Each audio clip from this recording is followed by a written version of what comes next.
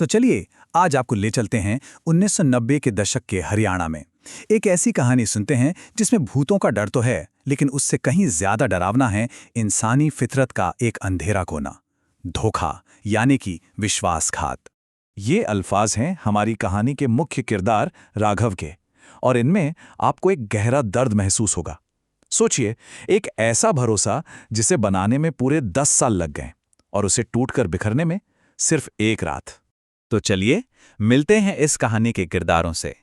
एक तरफ है राघव मलिक, दिल्ली के एक काफी अमीर बिजनेसमैन, और दूसरी तरफ है राजू, जो पिछले 10 सालों से उनके हरियाणा वाले फार्म हाउस का केयरटेकर था, उसकी देखभाल करता था। पूरी कहानी सच पूछिए तो इन्हीं दोनों के रिश्ते पर टिकी है। 10 साल, सोचिए, 10 साल बहुत लंबा समय होता है, और इस पूरे अरसे में राघव ने कभी एक पल के लिए भी राजू की वफादारी पर शक नहीं किया। राजू उनके लिए सिर्फ एक मुलाजिम नहीं था, वो तो घर के सदस्य जैसा था, एक ऐसा इंसान जिस पर वो आंख बंद करके भरोसा कर सकते थे। बिल्कुल। और फिर सब ठीक चल रहा था, और फिर एक रात एक फोन कॉल आती है, बस एक फोन कॉल। लेकिन ये कोई मामूली कॉल नहीं थी, ये वो कॉल थी जो राघव की पूरी दुनिया को हमेशा के लिए पलटने वाली थी। जो एक मामूली से बातचीत से शुरू हुई, वो देखते ही देखते एक भयानक तूफान की दस्तक बन गई। शुरू में तो राघव ने राजू को बस इतना बताने के लिए फोन किया था कि सुनो, उस रात पावर कट होने वाला है तो थोड़ी तैयारी करके रखना। एक सिंपल सी रोजमर्रा की बात। किसे पता था कि ये छोटी सी जानकारी आगे चलकर पूरी कहानी का सबसे अहम हिस्सा बन जाएगी। लेकिन कुछ ही देर बाद राजू का फोन दोबारा बजता है, और इस बार उसकी आवाज में सिर्फ खौफ था, गहरा खौफ। और यहां राघव की बेबसी सोचिए, वो मुंबई में था, हजारों किलोमीटर दूर, उसका सबसे भरोसेमंद आदमी खतरे में था, और वो चाहकर भी कुछ नहीं कर सकता था। ये लाचारी उसे अंदर ही अंदर खाए जा रही थी। तो अब राघव जैसे तैसे फार्म हाउस पहुंचता है, और हम भी उसके साथ उस दहलीज के अंदर कदम रखते हैं। और जैसे जैसे वो आगे बढ़ता है, हवा में एक अजीब सा सन्नाटा और डर खुलता जाता है। जैसे जैसे शाम गहरी होती है, राघव का शक एक असली गहरे डर में बदलने लगता है। वही फार्म हाउस जो उसके लिए सुकून का दूसरा नाम था, अब किसी भयानक सपने जैसा लग रहा था, एक कैद खाना। और तभी उसे एहसास होता है कि अस्तबल में राजू है ही नहीं, वो गायब हो चुका है। अब सोची राघव की हालत। उस अंधेरे डरावने फार्म हाउस में वो बिल्कुल अकेला था, और बाहर निकलने का कोई रास्ता नहीं था। और ठीक उसी पल उसके दिमाग में बिजली सी कौंधती है। कार की चाबियां, अरे नहीं, वो तो अंदर हैं, घर के अंदर, बेड साइड टेबल पर। बस अब वो सच में फंस चुका था। जिस घर से वो जान बचाकर भागना चाहता था, अब उसी डरावने घर में वापस जाना उसकी मजबूरी बन गई थी। ये बिल्कुल एक चक्रव्यूह जैसा था, एक ऐसी भूल भुलैया जहां से निकलना नामुमकिन लगे। बाहर अनजान खतरे का डर, और अंदर उस घर में वापस जाने की दहशत जहां पता नहीं कौन या क्या इंतजार कर रहा था। ऐसा लग रहा था जैसे दोनों ही रास्ते मौत की तरफ जाते हैं। और फिर वो हिम्मत करके अंदर जाता है, किचन में। उसे अपने ठीक पीछे किसी की सांस महसूस होती है। वो पलटता है, और अंधेरे में उसे जो दिखता है, बस उसके होशो हवास उड़ जाते हैं, और वो वहीं बेहोश होकर गिर पड़ता है।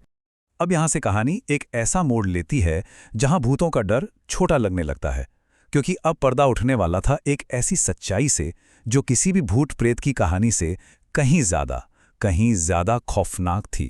रात के 2:50, लाइट आने में बस 10 मिनट बाकी थे जब राघव को होश आता है, और उस घने अंधेरे में उसे कुछ फुसफुसाहट सुनाई देती है। एक ऐसी बातचीत जो उसके पैरों तले से जमीन खींच लेने वाली थी। राघव के कानों में ये अल्फाज गूंजते हैं। उसे समझ नहीं आता कि कौन बोल रहा है, किससे बोल रहा है, और किसके बारे में बोल रहा है। एक पल के लिए उसे लगा शायद ये सब एक बुरा सपना है, बस एक सपना। और तभी लाइट्स आ जाती हैं, और सामने कौन खड़ा था? राजू, फोन पर बात करते हुए, और उसके फोन की स्क्रीन पर नाम फ्लैश हो रहा था, मोहिनी मैडम। राघव का दिमाग सुन्न हो गया। जिस भूत से वो इतना डर रहा था, वो उसका अपना 10 साल पुराना वफादार राजू था, और इस पूरी साजिश की मास्टरमाइंड उसकी अपनी पत्नी मोहिनी। इस धोखे ने राघव को तोड़ कर रख दिया, लेकिन सिर्फ एक लम्हे के लिए।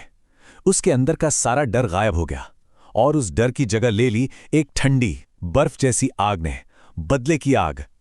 अब शिकारी बनने वाला था। राघव के इन शब्दों में अब डर का निशान तक नहीं था, थी तो बस एक खतरनाक खामोशी। खेल अब पलट चुका था।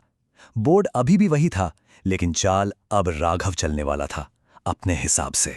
राघव का प्लान बिल्कुल सीधा था, सिंपल और उतना ही खतरनाक। उसके दिल से अब सारी फीलिंग, सारा प्यार, सब कुछ जा चुका था। बची थी तो सिर्फ एक चीज, इंतकाम। तो अब कहानी अपने आखिरी पड़ाव पर है। चेस बोर्ड बिछ चुका था, शह और मात का खेल शुरू हो चुका था और राघव अपनी अगली चाल चलने के लिए बिल्कुल तैयार था। ये था राघव का आखिरी दाव, बिल्कुल मास्टर स्ट्रोक। उसने उसी लालच को अपना हथियार बनाया जिस लालच ने उसके अपनों को उसके खिलाफ खड़ा कर दिया था। और फिर राघव अपना आखिरी पत्ता फेंकता है। वो राजू को बताता है कि जिस प्रॉपर्टी के लालच में उसने अभी अभी अपनी मालकिन की जान ले ली, वो प्रॉपर्टी अब राघव की है ही नहीं। तो बस खेल खत्म। दुनिया की नजरों में, कानून की नजरों में राघव एक बेचारा दुखी पति था जिसने एक ही रात में सब कुछ खो दिया। लेकिन असली सच्चाई वो सिर्फ एक इंसान जानता था, राघव। उसका बदला पूरा हो चुका था और किसी को जरा सी भी भनक नहीं लगी। तो आखिर में सवाल यही उठता है, जब भरोसा ही सबसे बड़ी दौलत हो तो उसके टूटने की, उस विश्वासघात की असली कीमत क्या होती है? ये कहानी हमें वफादारी, लालच और बदले की ऐसी अंधेरी गलियों में ले जाती है जहां से वापसी मुश्किल है। अगली बार तक इसके